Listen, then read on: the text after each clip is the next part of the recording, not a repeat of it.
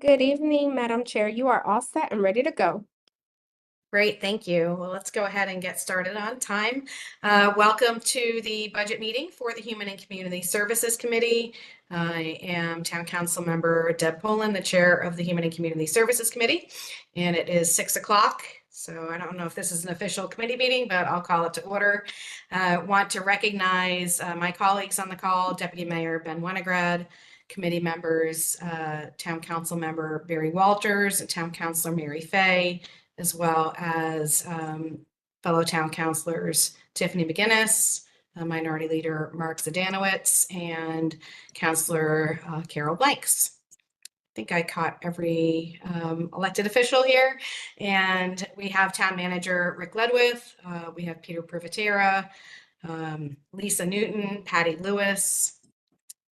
Who else is on the call? Let's see. I think I saw Helen at some point, Rubino Turco, and Laura Ermshire. So thank you all for joining us. And I will turn it over to you, Mr. Town Manager, and let us know where to begin. Thank you, Madam Chair, and good evening, everyone. Great to see everyone again, and welcome to our Human and Community Services Budget Workshop.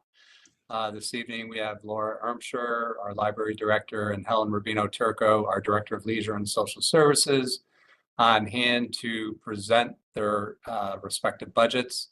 We also have members of our finance team, which you introduced, Councilor Poland. We have Peter Privatera, and then we have Lisa and Patty down in the conference room down on the second floor. So I do want to, before we begin, thank Laura and Helen for their leadership throughout the year in running two very important departments that service most of our residents here in town all year long.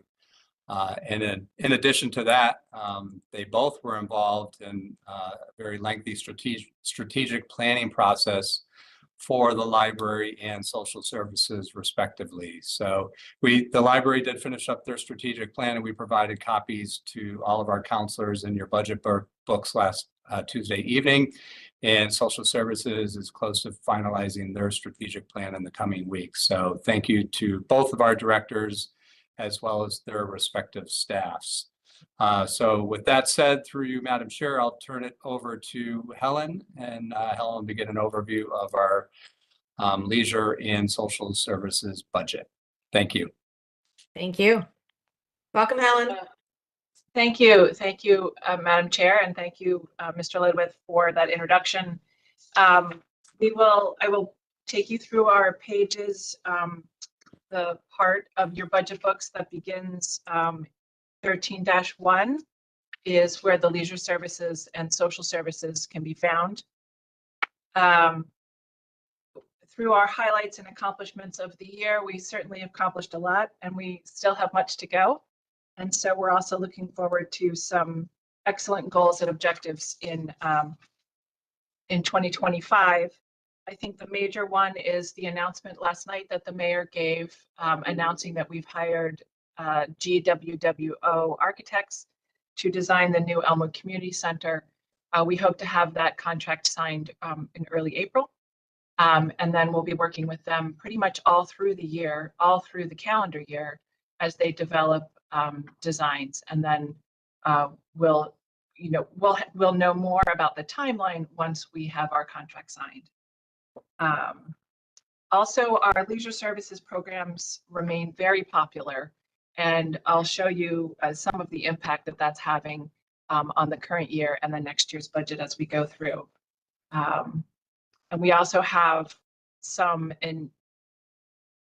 significant capital improvement programs. Some are in the midst of being done, even though they may appear in next year's budget, in next year's CIP. But there's a lot of investment going on, and we'll talk a little bit about that as well, where it impacts the operating budget. We're also looking forward to Celebrate West Hartford in June, and we're already doing very well in our sponsorships there. And I'll invite you to an event that's coming up on Thursday evening with our signature sponsor, People's Bank. So when we're talking about the general fund portion of the budget, as you know, I have 4 funds, and it's a little complicated to keep track of which program is in which fund. It's important to know the general fund basically covers things that the government supports.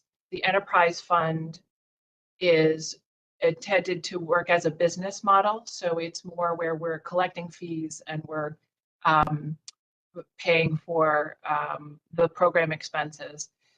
Westmore Park has its own fund. It's not supported by tax dollars. So we'll just go through that very briefly as well. And then the final fund is the community development block grant money. And that's usually when everyone's eyes glaze over, but I do really want to give a shout out to Patty Lewis for all of her work that she does throughout the year to keep me informed and to work with myself and with Luan Sika on keeping track of all of the various components of that complicated fund. So we'll begin with the general fund. You'll see in the budget program and highlights what the key drivers are of the changes in the general fund this year. The first are related to staff costs. Minimum wage, of course, went up again on January 1st, and we do expect it to go up again. So we do try and keep a finger on the pulse of that salary, budget driver. We've also reallocated one of our staff where she continues to be partly funded by CDBG, but much of the work that she's doing is now more in the general fund, and it's not as eligible for CDBG funding. And so that frees up some funding to do more eligible projects in CDBG. You'll also notice that our budget for credit card fees is going up. And that is really due to the increase in the popularity of our programs. It corresponds, there's always a corresponding revenue increase that you'll see because it's very much tied to the revenue of our programs. We do not charge extra for our, we don't pass along that fee. I'm sorry, we don't pass along the credit card fee to users. Good customer service practice says that we sort of bake that into the cost of the program. So that is why you'll see that as a separate line item. And then the other drivers there are basically contractual increases for the contracts that we have. Example with for Dial-A-Ride, we outsource the Dial-A-Ride program. We also outsource our Youth Service Bureau, so that also has a contractual increase every year. And we also have this year a special pass-through grant to the bridge. We had it in the current year, and we do expect it in the next year. And that is in the narrative, it says there's a strategic planning consultant in case management, but that's actually incorrect. That was from the previous year. And what it should say is that there's a pass-through grant from the Department of Children and Families for the Juvenile Review Board, and that is for $23,000, and it goes, it passes through to the bridge. We are doing a special program that they're using. It's for mentoring, specifically related to the Juvenile Review Board. And when we get to that part of our budget, that will pop up, and I'll show you where you can find that information. So if we move on to the leisure services summary of expenditures on page 13-4, that's where you'll see the increase in contractual services that's where you'll find the credit card fee, the additional credit card fees are there. And if we go through our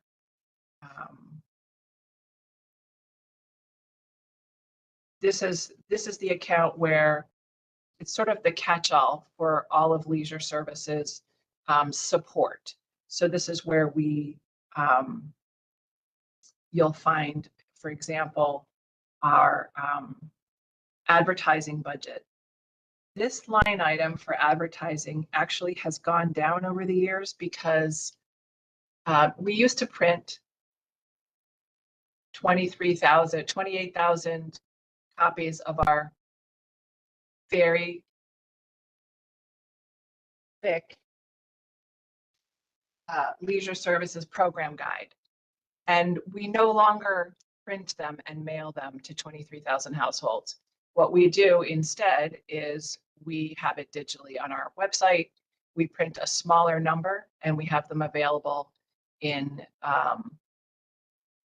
the leisure services facilities, libraries, and town hall. So we have dropped over the years, we've dropped that expenditure for printing as well as mailing.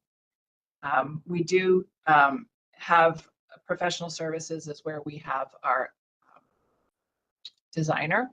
So our graphic designer for that program guide and the other guides that we have throughout the year is caught there. We do split this, even Steven, with the Leisure Services Fund. So it's split between the two. We have numerous programs in the general fund, especially at Elmwood Community Center that you're aware of. But we also have the outdoor pools and the senior centers.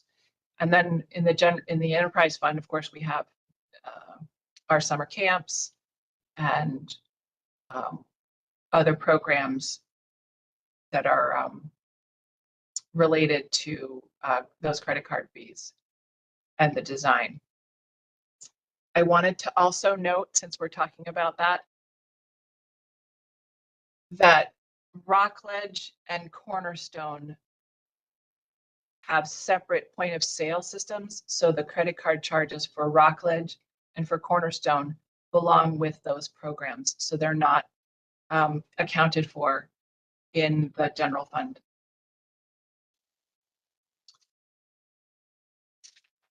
If you turn your page to case management on page 13-6, I will explain a little bit more in depth about this department's functioning. In the revenue side, at the top of 13-6, you'll see the first line item is intergovernmental.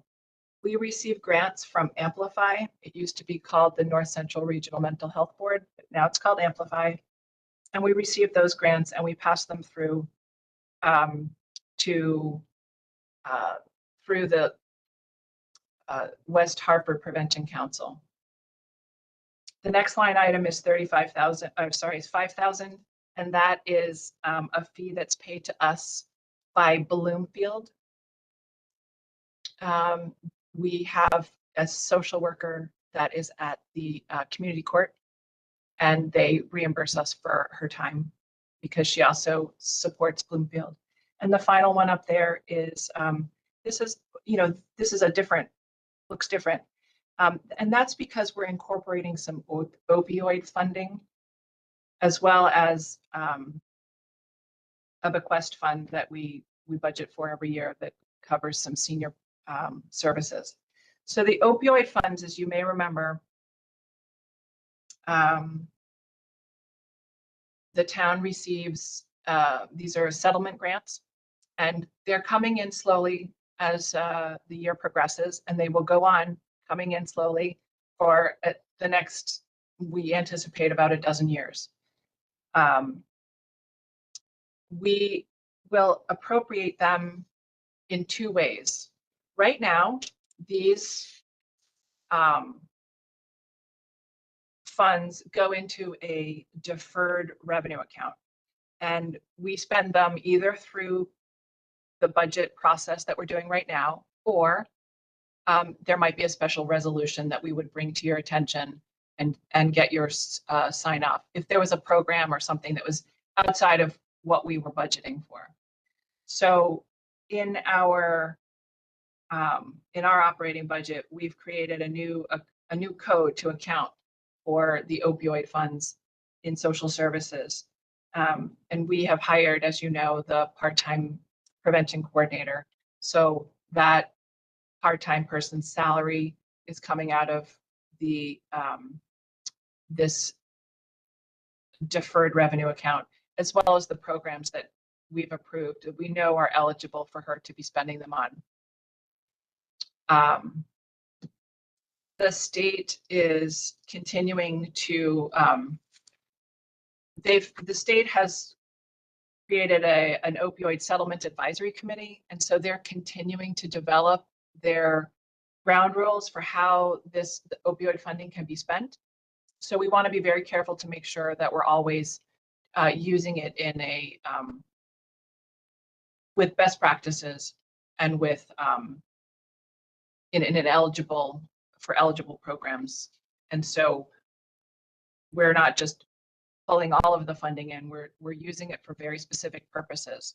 So what you're seeing here is in our temporary payroll line, you'll see it's going up by 47.8%, but it's grant funded. That's the position that's grant funded. The other increases are just the normal, payroll increases. And then the advertising line rolls up. Those are grant funded programs that, again, is coming from the opioid settlement funds.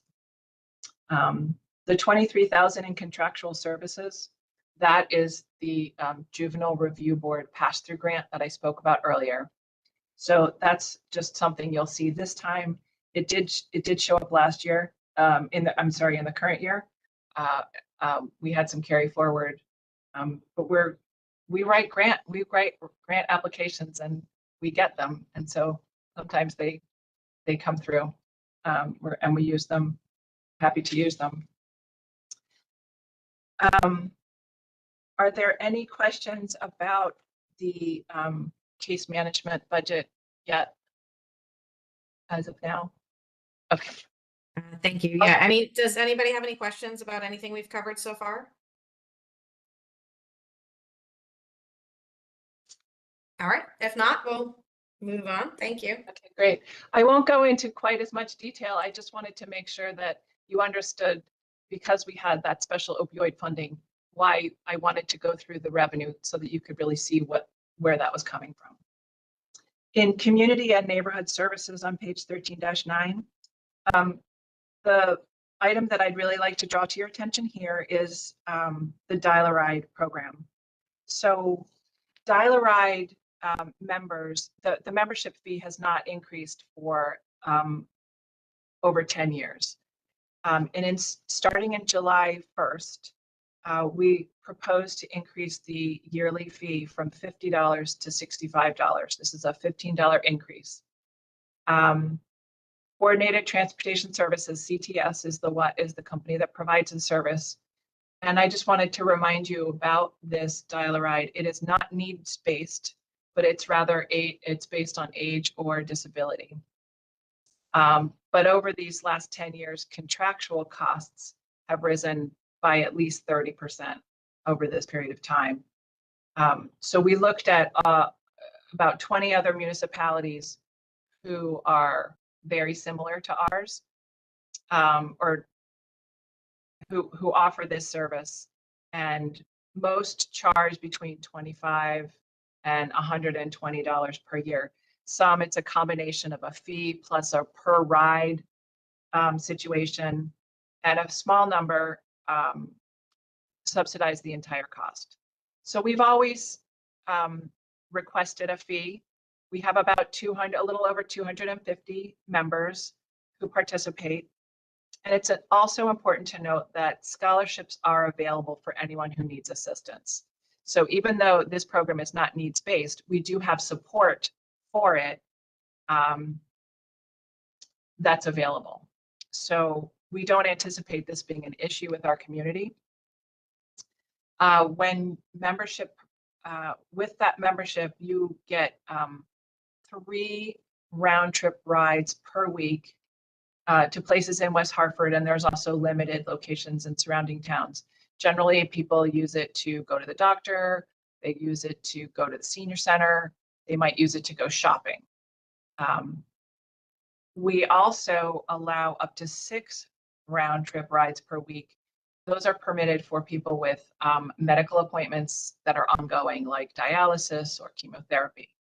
So again, there's no extra cost to having that the expanded Dial-A-Ride program, but it is all covered, and it would be in that $65 per year.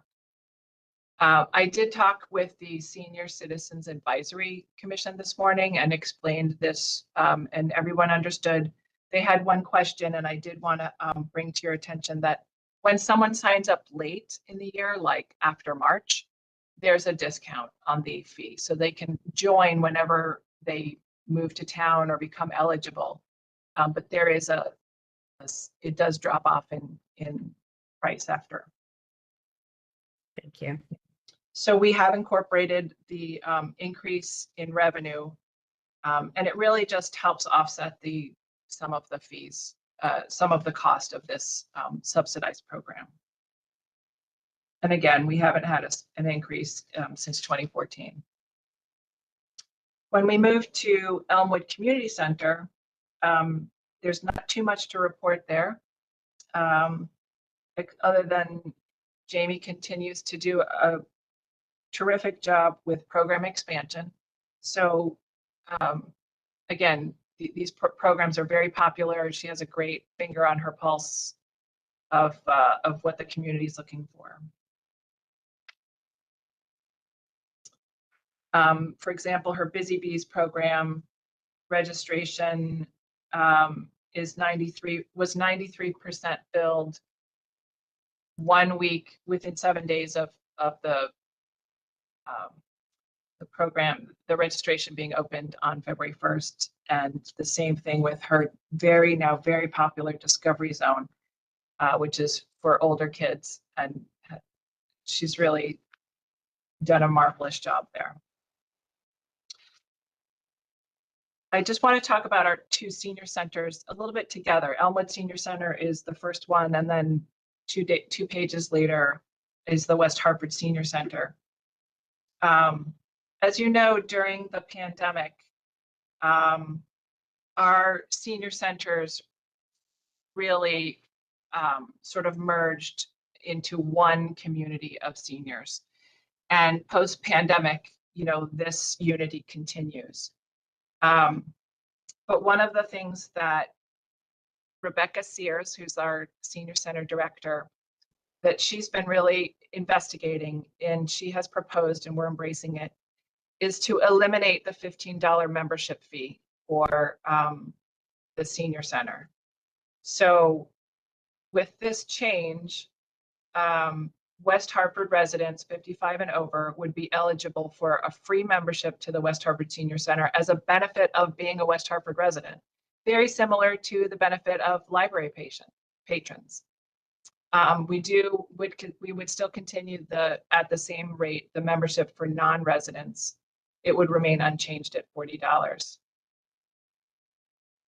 What this does is really communicate Senior Center's mission, which is one of inclusion, goodwill, and acceptance for all. And they really want their message to be clear that the Senior Center is a space for all older adults, and not just because you paid your fee, but because you're there. We did some research before we agreed to this proposal, and we looked at peer communities and senior centers in other towns that are like ours. And some of them, about half of them, charge a fee. Some don't charge a fee. And the ones that don't saw an increase in participation. And so that's something that really caught our eye. Our combined membership of the two senior centers nears 1,400. It's about 1,430, but they haven't rebounded to pre-pandemic levels yet. And what we're really doing is we're experiencing kind of a new normal, and that is our participation in programs is up, but membership is not really going up. And so we want to recognize that and the current membership, is already encouraged to go to visit both locations with equal enthusiasm. And we think that this new free membership structure would really enhance the sense of community, reduce the financial barrier if it really was one at $15, and build program participation. In addition, we're also, as you may remember, we're going to be reintroducing the senior center bus service. And that will also help reinforce kind of that sense of community, because it's going to provide transportation to and from both centers, and it would further support, affordable access to programming. I do have a late breaking bulletin on the purchase of the bus, and we do expect it to be available by mid-July. So we're, again, this was purchased through grant funds, and some of the operating costs for the first 6 months are also grant funded. So we're really pleased about that. Hey, Helen, can I Yeah. just ask you to pause for a moment?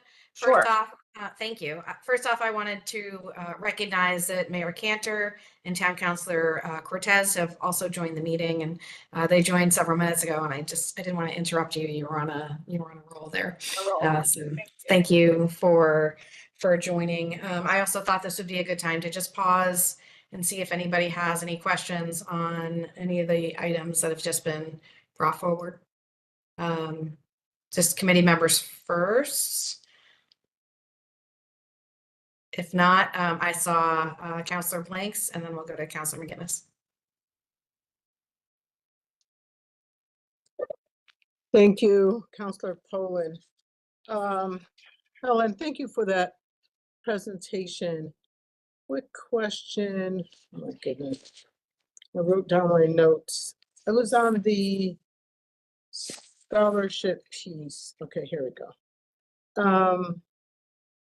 What % of scholarships were awarded in the past, I guess, to riders or residents? And then how do they learn about scholarships are available? How is that advertised? Through you, Madam Chair, thank you for that question. We have not received any requests for scholarships or relief or Dial-A-Ride, to my knowledge, in the last couple of years. We may have in the past, and I can double check on that. The scholarship or the availability of funding has recently shifted. The Leisure Services Scholarship Fund is available to seniors, but almost none of them take advantage of that fund. But what we now have at our senior centers are some recently received very generous bequests. And so we're creating more information to be through the senior center director for anyone that may need assistance for registering for programs such as Dial-A-Ride or participating in any program. And this is something that I'm working with Becky Sears, the director of our senior centers, to develop a pamphlet that will be available to any senior, either when they register or at the senior center as a brochure to pick up. So it's a fairly new change in the way we're offering benefits to seniors, but we have some generous bequests that have come our way in the last year or two that really will help us change the way we offer support for seniors who can't afford the programming. Thank you. And a follow-up through you, Councilor Poland. Thank you for that response, Helen. And I'm thinking of, as we begin to build more development in town and attract more people, especially seniors or empty nesters. So if they're new to town and they move in, what would you suggest for those visitors who may not be even residents of Connecticut, but new to Connecticut, in terms of how would they seek out this information? and they may or may not be in need of it, but just in terms of information. The senior center develops a bulletin, and it is available. I believe they do it quarterly, and it's available at the senior centers. Typically, they have mailed it to every household, but I believe that with dropping the membership fee, they're going to just make it available and people can come pick it up. Or they may drop it off at some of the congregate housing and have them distribute. But that will actually eliminate the postage. That bulletin has been paid for by advertising, so it hasn't really impacted their budget. But I I understand that they're planning to just have it be available. But anytime anyone registers, so even though the membership will be free, people will still need to go to the senior center and fill out a membership form. That way we keep track of their contact information, their medical issues if they have any. And they will also be able to get, when they register, they'll be able to get the latest bulletin. We will include information about scholarships or fee reductions in the bulletin. Thank you. All set, Councilor Paul. Thank you, Councilor Blanks. Councilor McGinnis? Yes, hi, Helen. Thank you. I just wanted to ask if the dropping of the membership fee, if that could lead to, well, I know you want it to lead to increased membership. Could that lead to a need for more staff? And also, are the program fees staying the same, or are those going to be increased to recoup the fees that we're not going to be getting going forward? Thank you. Thank you, Councilor McGinnis. We do plan to increase modestly registration fees, but again, because we have scholarship funding available for anyone that needs it, it shouldn't impact seniors generally. Your first question was, do we need more staff if we're going to increase our programs? And we have built that into our budget. But we also know that because there's going to be less paperwork ongoing, that it frees up staff to do other things like program registration instead of processing membership fees. Thank you. And so just to follow up on that, it looks to me just roughly that the dropping the membership fee will cost us about $20,000 between the two senior centers. Am I reading that accurately? It would, so we still will charge out of town, obviously, and we'll still charge for the fitness center membership. So we do have some revenues coming in for those Right. members. Now, where I'm getting my numbers from are looking at the adopted membership revenue for 23-24 versus proposed for 24-25, combined for the two senior centers. Yep, That's like about a $10,000 drop per senior center. that's correct. It's about 21.5 is what when we crunched the numbers, but it's an estimated 18,000 would still be collected from non-residents and fitness center Right. members. So, yep. Gotcha. 21. Thank you. I think I saw Deputy Mayor Winograd had a hand up. You did, thank you. Through you, to continue on the point Chair Poland just made. So we've got the 21,000 or so drop in the membership, but then you said there is an increase in fees. Is that, I'm not spotting that, but I might just be missing it for program fees. Correct. Our program fees are fairly low. And based on what we're seeing at other senior centers around the region, we can charge an extra dollar here or there, and that will make up the difference. Also for special events, and special events are usually have a larger draw, and we think that we will be able to recoup some of that lost revenue in through those special events, and that's particularly eligible for the bequest funding if somebody needs it. We may draw on that as a matter of course, just to say a portion of this event was sponsored by this bequest.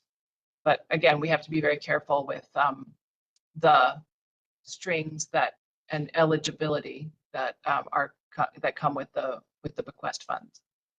Thank you. I think I understand that, again, through you, Chair. I see, so I'm just looking, I just want to make clear that we all know which numbers you're looking at. I see for program registration, you've got an $8,000 increase at Elmwood, and let me see, for West Hartford Senior, okay, and $10,000 there. So that's where you're accounting for most of that money. I think $18,000 extra in revenue. Is that what you're kind of estimating on registration fees? Sorry. Yes. That was on 13, 16, and 13. Okay, so that's a couple $1,000 different, but basically break even on those two revenue sources. That's correct. Yeah. And I'm not sure if this is a question for you or Peter. I see.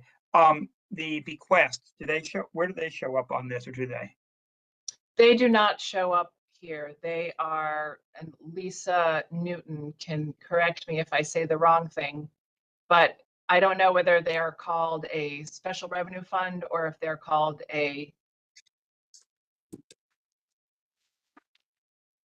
what's the other term, Lisa? Trust fund.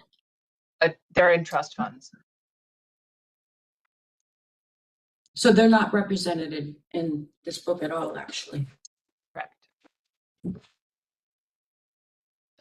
And When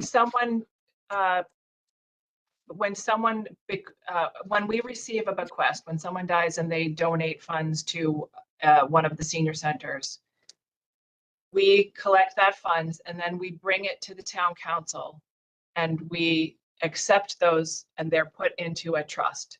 When we want to use those funds, we generally come to you and say, we want to take $30,000 and purchase new equipment or new chairs or tables or make some capital improvement at one of the senior centers based on the eligibility of whatever our request is. So sometimes we'll do it that way. Sometimes we'll put it in as a special event line item because we know that this person loved the arts and wanted to fund arts programs at a senior center. So we do it in a number of ways, but basically we get your permission to use these bequests. very good. Thank you very much. I don't have anything else. Thank you. Anybody else have questions before Councillor Walters? Thank you, Deb, and thank you, Helen, and through you, Deb. My question is probably kind of forward looking, but with the senior transportation, the van, the van itself is being grant funded, and you said that operations of the van will be funded for a certain amount of time afterwards. How long is that funding for afterwards? And are we looking forward for a way to pay for it basically after that funding is not there? Yes. So the state senior services department received ARPA funding, and the town of West Hartford was allocated a portion of that. And we wrote a grant to them saying, this is how we propose to use the funds that were allocated to West Hartford. And the purchase of the van was a major portion of it. I think the total amount was like 170,000. The van purchase was part of that, and the remainder goes to help offset the cost of a driver and also the cost of gasoline or those kinds of costs. So it's fairly minor. The major portion of the grant is funding the purchase of the van. So what we will see is in our part-time payroll, for example, at the West Hartford Senior Center, you'll see part-time payroll going up a little bit. At Elmwood Senior Center, I think we didn't include it there, but we put it in the West Hartford Senior Center. So you can see it goes up. And that's because the grant stipulation says that it can help fund salaries, but only until December 31st of 2024. Thank you. Any other questions? All right, let's move on. We have a lot to cover, so. Yes, we do. Yep. So we're now in Parks and Gyms on page 13-19. I just want to call out in the current year, the John G. Martin Foundation grant of $75,000 under contributions in the current year, under estimated, and you'll see it down below under recreation supplies. That is for the 2 docks and the platform that we're purchasing and installing. Otherwise, it's really a carry forward budget there. We have nothing major to report. If we move on to outdoor pools on page 13-21, the increases there are related to operations, gas, chemicals, part-time payroll. Are there any questions on outdoor pools? No, thank you. I think, I'll just chime in again, and this is like a running theme through this department and some of our others, that the minimum wage increase is really one of the big driving factors here. Correct. Since we have so many employees who are making minimum or who are hourly and therefore because of wage compression need to. Correct. So Correct. just something for us to take note of. Right. I think it's important too to note that we're doing we've pretty much doubled the number of swim lessons from 2019, which was the last sort of normal year we had.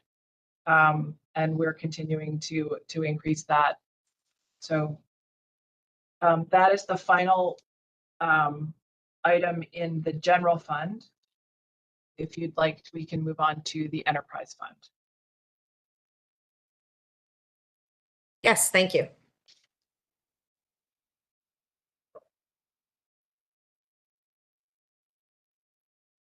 Where to begin? I think it's important to note that for the first time in a very long time, we've had a profit at the end of the year, approximately $88,000 in operating results. We do have a plan to continue our good fortune, as it were. And that really has to do with reinvesting in the golf course, particularly the renovation of the driving range. As you know, it's been a little bit delayed getting started, but we do anticipate receiving approval from the town plan and zoning on April 1st to begin that project. So that will pretty much address the issues that that we're seeing, particularly the golf course where we have high costs. We have salaries and we also have the operational costs. I want to point out again that the restaurant has exceeded expectations and continues to really contribute to the overall success of the golf course. I also wanted to give a shout out to Cornerstone Aquatic Center. As you know, we outsource Cornerstone to Health Fitness, and they've really seen positive growth in seniors and in family memberships. They switched, when a few years ago, they switched their model from an annual fee to a monthly fee. And that allows for more flexibility for memberships. But memberships in the 2022-2023, so last fiscal year, their memberships were at about 4,600. So 4,640 was their membership number. And this year, they're already at 5,530. They've seen a real increase in demand for private lessons as opposed to group lessons. So they are working with us on their business model, because private lessons obviously are more staff intensive, but they're also more lucrative. So we want to be able to give them flexibility to provide to the public what the public's asking for. And that's the business model.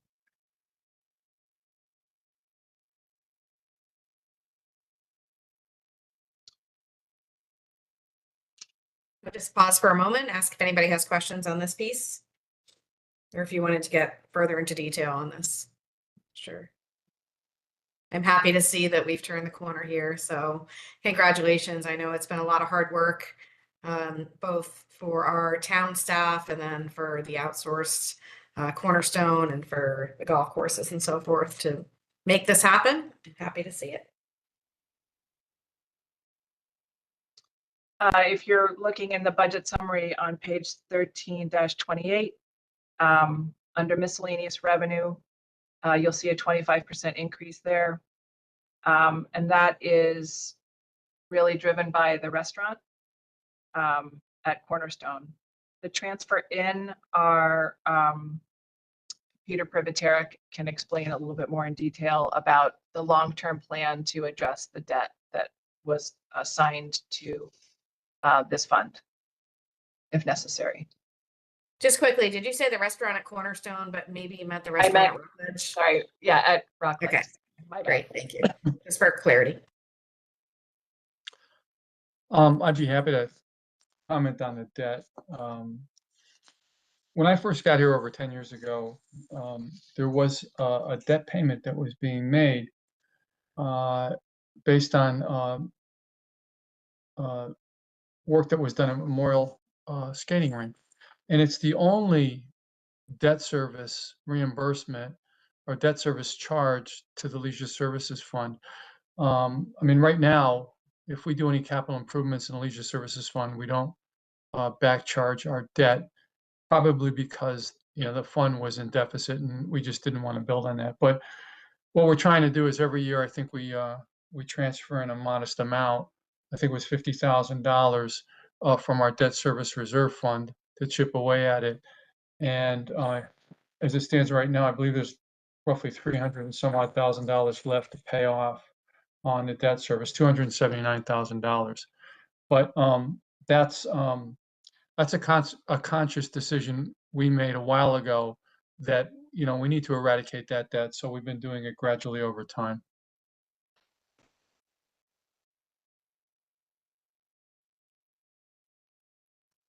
To really look at the, thank you, Peter, to look at the Leisure Services Fund on kind of overall summary of expenditures on 13-30, you'll see there, you know, temporary payroll. This is where we have a lot of our camp counselors and programs like that. So that's very, very intensive in the temporary payroll. The health fitness under contractual services, that's where you'll find the increase for health fitness, because we have a contract with them and it's contractual, it has contractual increases. You'll see under, this is very minor, but you should know that under general contributions, you might wonder, scratch your head, what is that money about? At Celebrate West Hartford, we have mini golf, and all of the proceeds from mini golf are donated to Connecticut Children's Medical Center. And that's a decision that the Celebrate West Hartford Committee made in 2015. And they've done it ever since. Before it went to various charities, but that's what they've settled on, and they continue to support that that facility. And under the special events line, you'll see an increase of 22, almost 23%. And that's for Celebrate West Hartford by and large.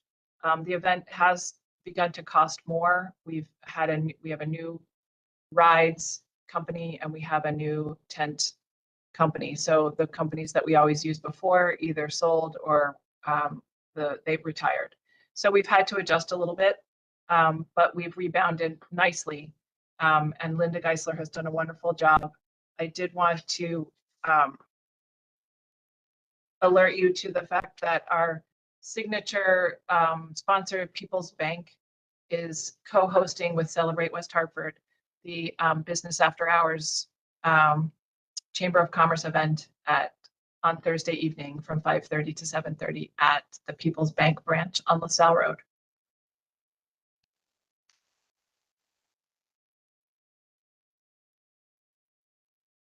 Are there any other questions about the enterprise fund, or shall we go on to the community development block grant funding?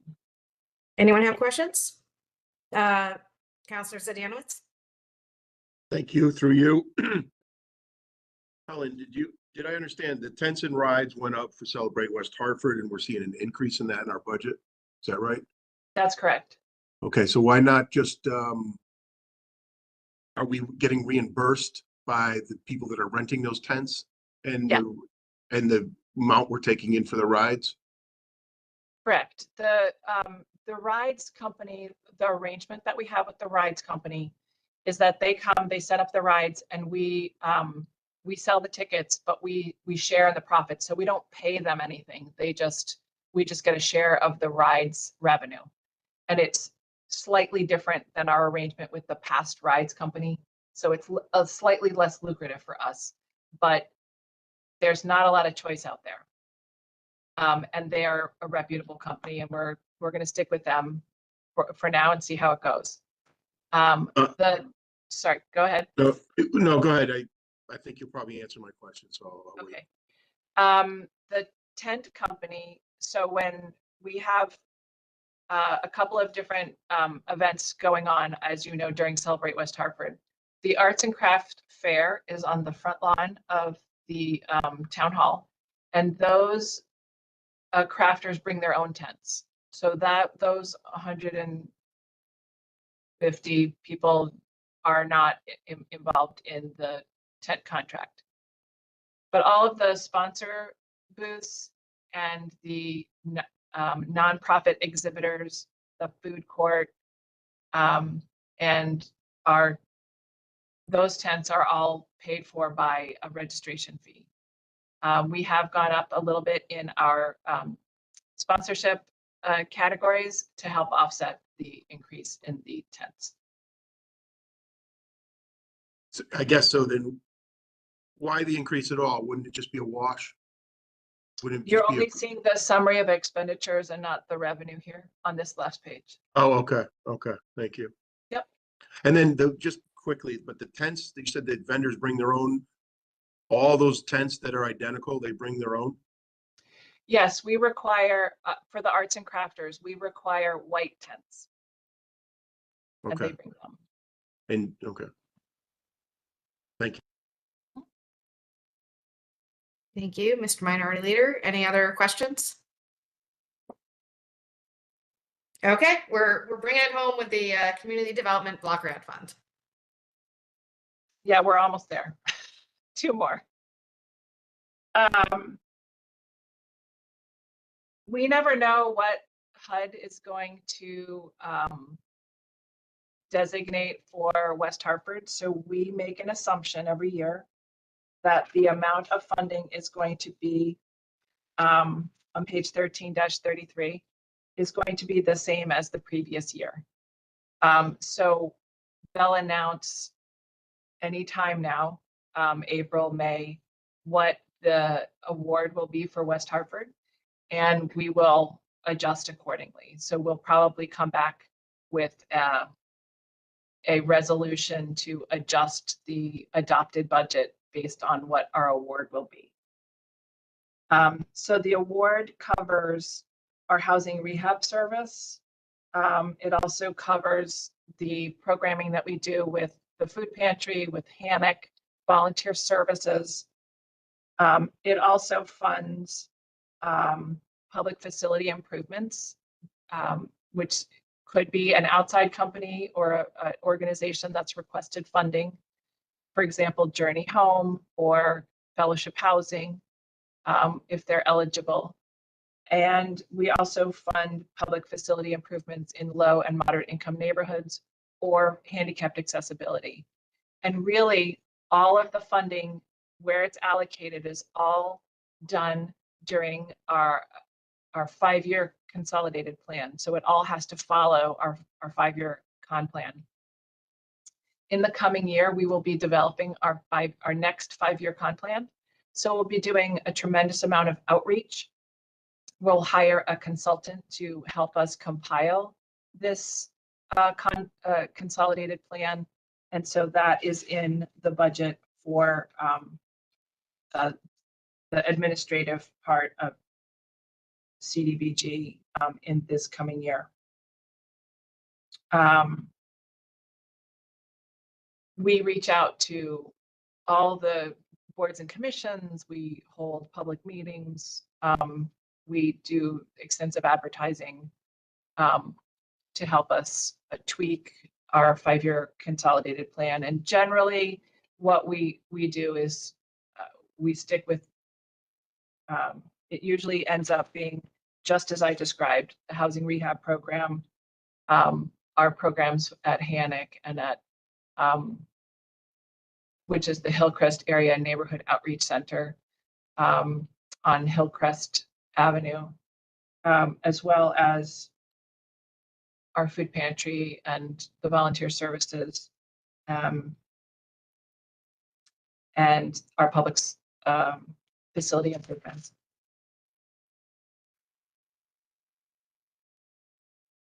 On page 13-34 is where you'll see the budget there.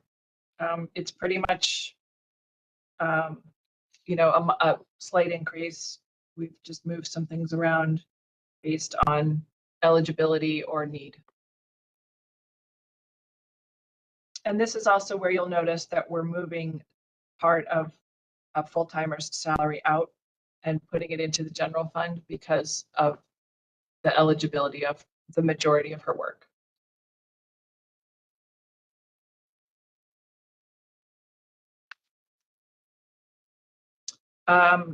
Fund 14, which is the next one, is related to CDBG. Obviously, it's just the housing rehab fund.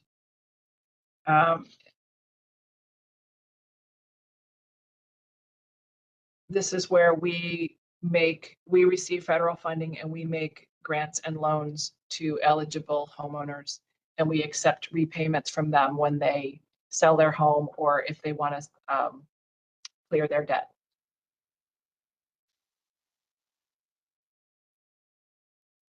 This program is managed by Luan Sika full-time. He has done a marvelous job. He's really increased the number of housing rehabilitation projects. He handles a lot more inquiries because he's been doing a lot more promotion of this program. And in the coming year, we're getting some additional, we're allocating some funding for some administrative support for him because he's very busy. Fund 17 is the State Housing and Community Development Fund. There's really nothing much to report there. Westmore Park is our final fund, and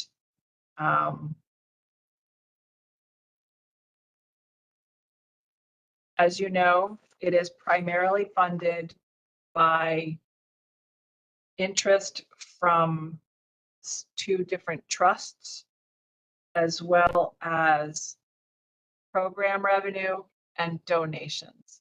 So we will be having Feast on the Farm again this year on September 27th, Friday, September 27th, so you can mark your calendar.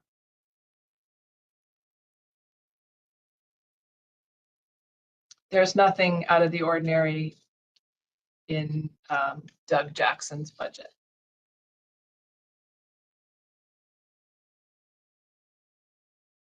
And I'm happy to answer any questions. Great, thank you. There's a lot of good information in here too about program registration, how many people are participating. It's great to see our community taking advantage of all of the different leisure services programs and facilities that we have. Thank you to everybody who works to make them welcoming and to provide diverse programming. Thank you. Are there questions first from committee members? And then open to the rest of the council?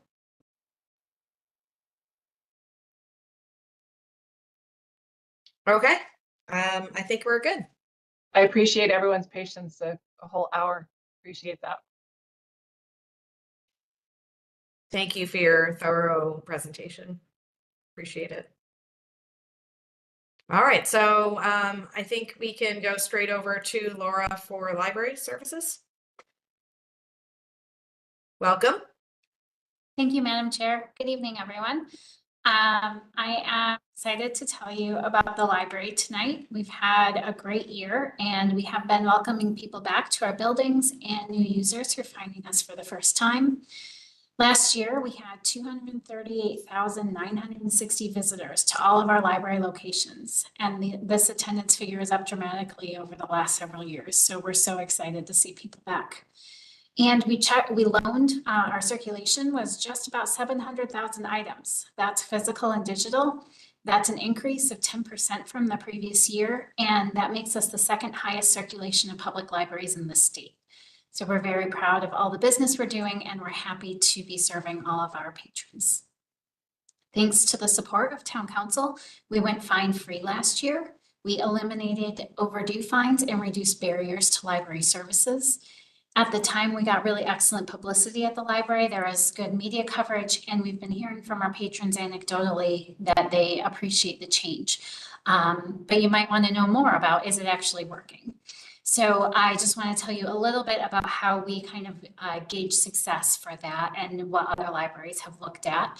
So looking at the number of items that were lost, so they were long overdue, they were checked out, we didn't really think they were coming back before going fine-free. 16% of those have come back to the library. So the message of come back, join us again is really working. And then you might also wonder, are people keeping items longer or over their due date because there's no fine? And the answer is no. In the last 12 weeks, items that were checked out have been returned on average 8.6 days before their due date. So we're not, our patrons aren't seeing a longer wait because of not having fines. And they don't have any less access to materials. When we look at our checkouts over the last 6 months of our fine-free policy, they're higher than every month of the previous year. And then we're on pace to collect more revenue than anticipated. We thought that our revenue would drop quite a bit, but we are still collecting due to replacement costs for lost items. So the budget impact for the change was even smaller than anticipated. So based on this and what I've heard from the community, I think it was a big success and we really appreciate your support in being able to make that change. And looking forward to our goals for next year. As Helen mentioned, we're excited to work with GWWO and our town colleagues to design the new community center, which will hold the new Faxon Library.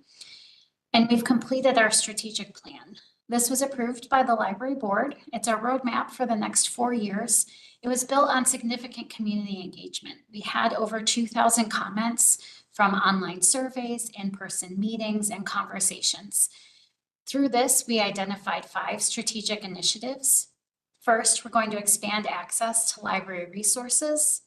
Second is increase awareness of library services and reach new users. Third is support all employees, encouraging them to thrive professionally and personally to better serve our community. Fourth is to build more responsive and inclusive collections and programs. And fifth is to improve building experience for all types of users. We're launching this to the public this week. Our plan is going to be available in 6 languages: English, Arabic, Chinese, Hindi, Portuguese, Spanish, and Vietnamese.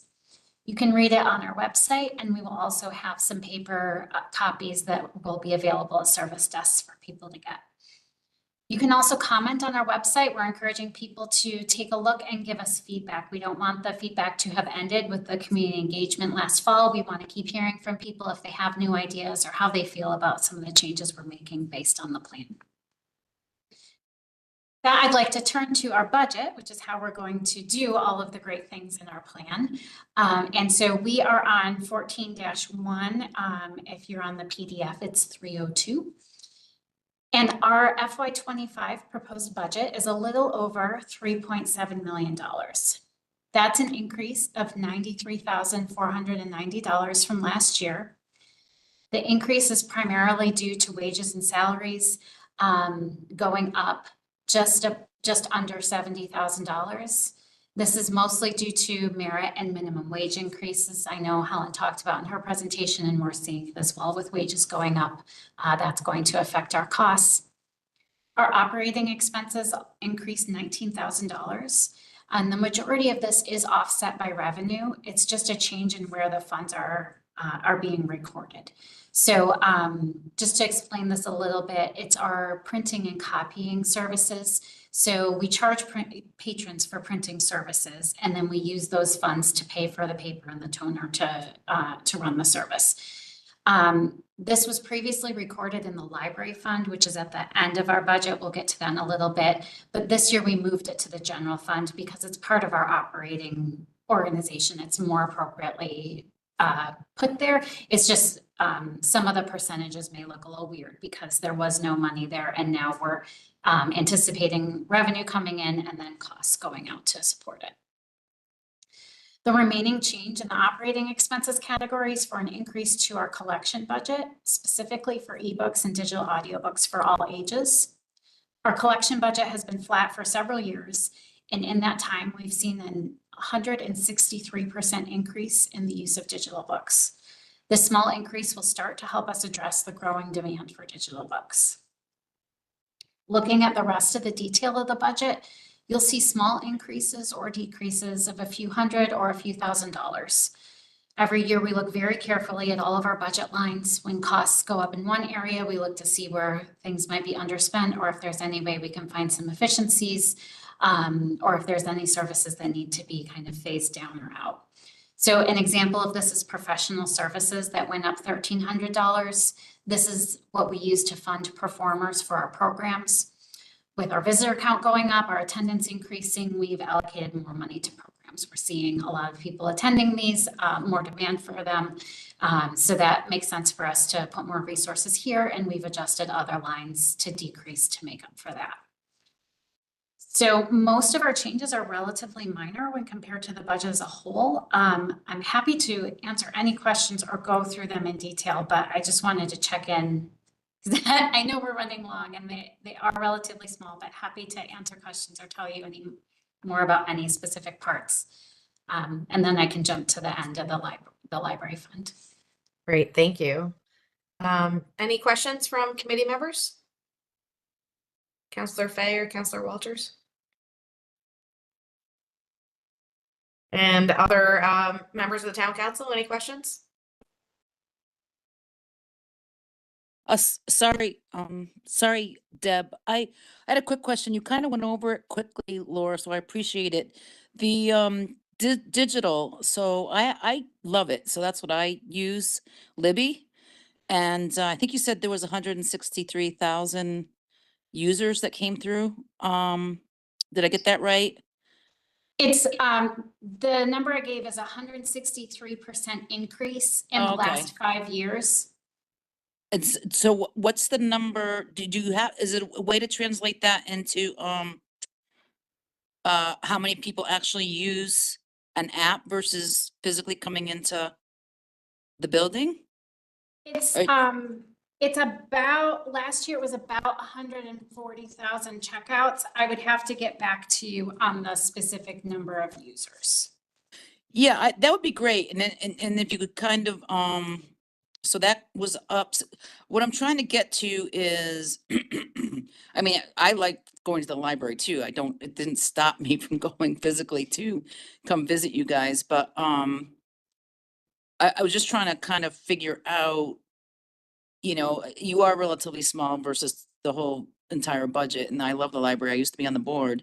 But I was just trying to figure out, will more digital use offset the need for more staffing down the road? I know it's kind of hard to predict, but I'm just wondering what you can kind of interpret from the trend you're seeing. Thank you. Thank you, through you, Madam Chair. I did just pull up something because I knew I was looking at this earlier. So it's sort of an answer to your question. 41% of our West Hartford cardholders use digital collections. Wow. So we have around 21,000 cardholders. So 41% of that would be the number of people using digital collections. Anecdotally, I can tell you that I talk to people every week who use our digital collections. So they're here in the building and they're talking to me about our ebooks. So it's not replacing usage. I would imagine there are some people that are only finding us online, whether through preference or convenience, or that's the way to access it. But hopefully those numbers help to give you a bit of a picture of who our users are. Yes, thank you so much. I guess, you know, I'm sure COVID impacted the numbers too, as people didn't want to go out in public. So I'm just trying to figure out overall, and it's a hard question, but all the changes that were made with COVID, like the office, you don't have to go into the office anymore. People work from home.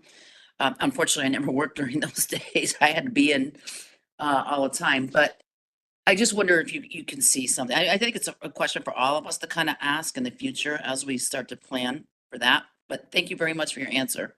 Great report. Thank you. Thank you, Councillor Fay. Councillor Blanks? Thank you, Madam Chair. I really didn't have any questions, but then I thought about the mayor's State of the Town address yesterday, and I believe there was a PowerPoint slide of, and maybe I'm imagining it, I don't know, the availability in the different languages, the 6 languages. Can you recap that for me again, in terms of, for someone who comes in and need that service, how's that offered to them? Yes, thank you, through you, Madam Chair. So I mentioned our strategic plan is translated into English and 5 other languages. The presentation from the mayor highlighted a new service we have that's a device that's called the Instant Language Assistant, or ILA for short. And it's a tablet that will translate either the speech or the text from one language to another. And that actually has something like 150 different languages available.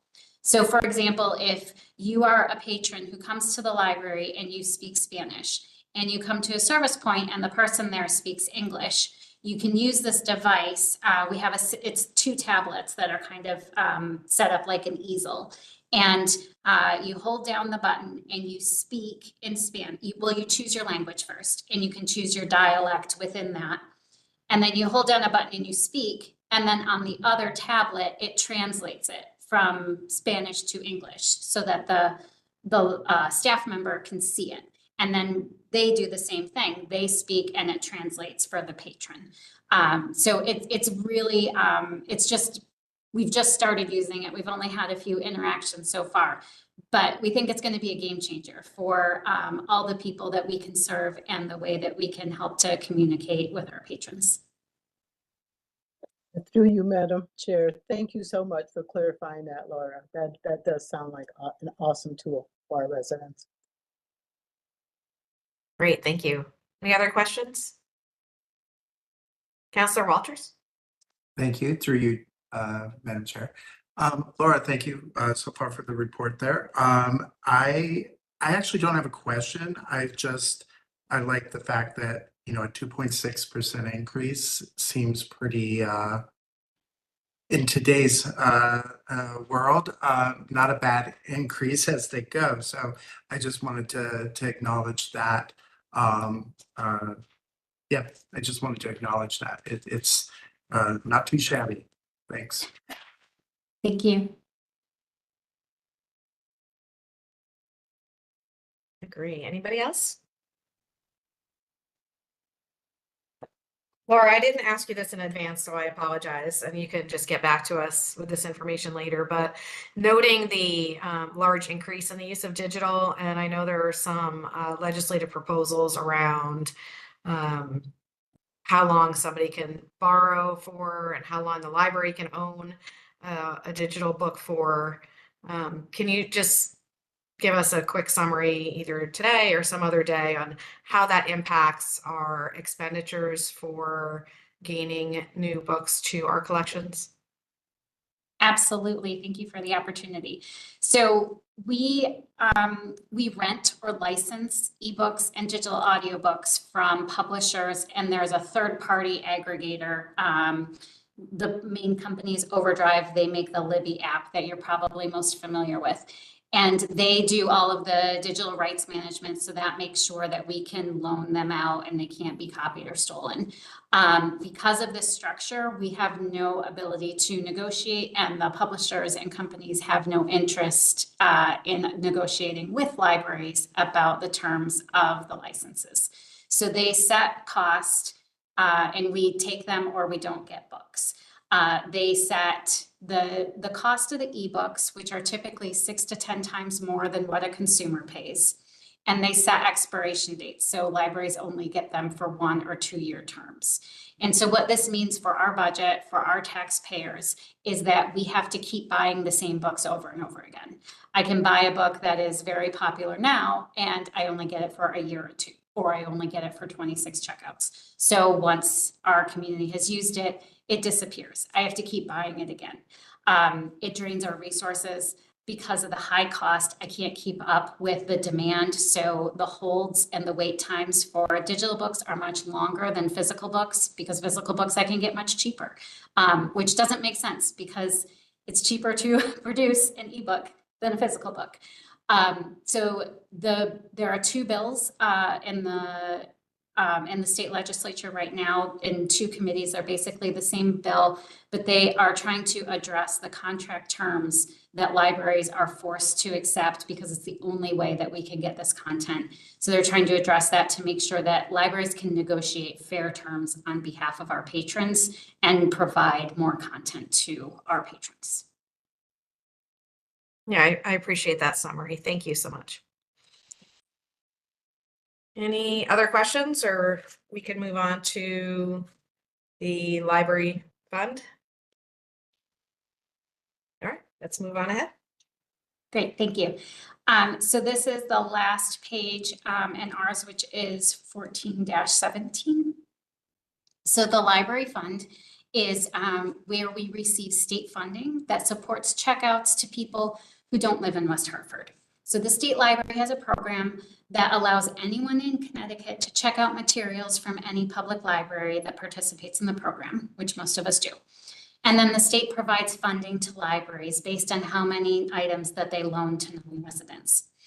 And we've seen a huge increase from Bloomfield and Hartfield residents, with the Hartford Main Library closed due to their terrible water leak. And then Bloomfield is going through a renovation. So their libraries are closed. They have a much smaller space and limited access to their collections.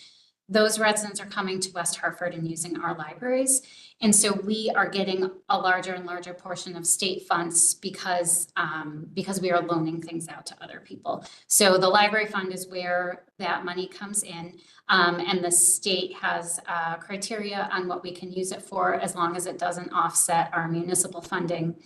And we have used the funding this year to support some new initiatives, such as a pilot program for loaning switch games to teens.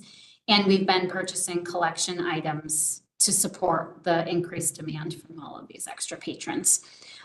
There is a balance that was there from not spending it during the pandemic when usage was down. But now that we have our strategic plan in place, we are identifying these as funds to help support the new initiatives that we'll be working on over the next year. And this is where the copier fund money used to go, but it was confusing having those two sources in here, and that's why we pulled it out. So now it's just the funding from the state. So happy to answer any questions or explain more about that one. So how much revenue do we expect to receive from the state? I don't see that reflected in here, unless I'm looking at the wrong place. No, we don't, at the time of the budget, we don't know because they calculate it based on metrics that are run later than the budget is due. So we don't have the numbers for this fiscal year. What we do is we come back to you usually in the summer with a resolution once we have the amount and ask you to approve that for the fund. All right, sounds good. It's questions? around $8,000 to $9,000. Thank you. Any questions?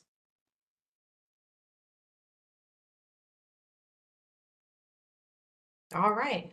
I think we have made our way through all of the items. Mr. Manager, correct me if I'm wrong. You are correct, Madam Chair.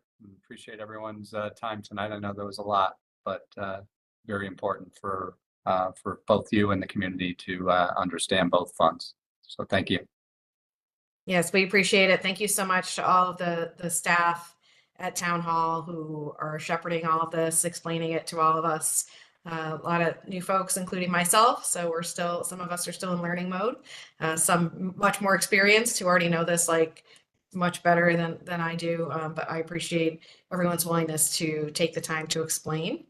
We're going to see each other again first thing tomorrow morning, I think, some of us. It is 7:22 and I will call the meeting to close. Thanks so much, everybody. Thanks, everyone. Have a great Good night. everyone.